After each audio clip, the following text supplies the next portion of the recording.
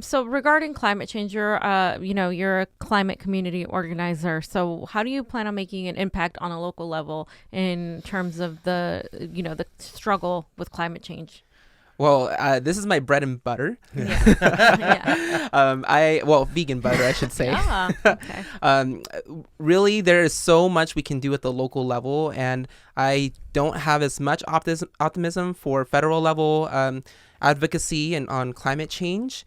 I think all politics are local, and so as a city council member, we can introduce community choice energy and create a new public authority that would procure energy on our behalf. Right now, we're under a monopoly, SoCal Edison.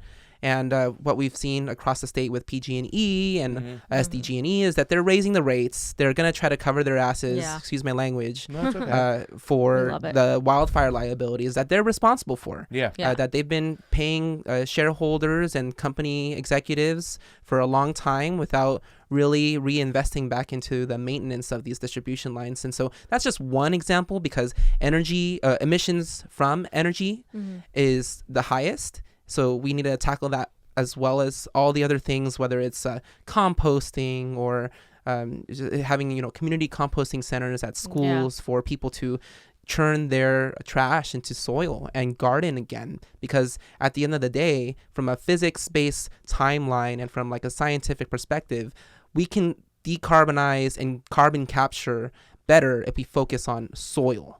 Yeah. Yeah. And regarding like nuclear power plants and, just the ocean part of it, what is your stance on all of that? Right. So I'm heavily against what's happening at the San Onofre nuclear generating station. And it's really unfortunate that they're deciding to store nuclear waste on site right on the beach as sea levels begin to rise. And we're seeing the king tides get higher and higher. So, of course, I am actually against nuclear power. I think that's it's not safe. It's maybe talked about as clean energy, but it's not renewable. Right. It's absolutely the wrong direction we need to go. Yeah. And we do need to head towards safe, clean, renewable energy. That's solar and wind primarily, but there's talk of offshore wind. There's talk of algae farms. Yeah. There's all these new ways that we can start thinking about energy.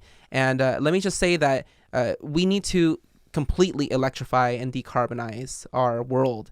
We cannot be relying on dirty fuels of the past, and we had to address those wrongs in an equitable and environmentally just way, where people who were historically disadvantaged or I like to say exploited, they were exploited really, are first in line for public funding and regenerating their communities, our communities.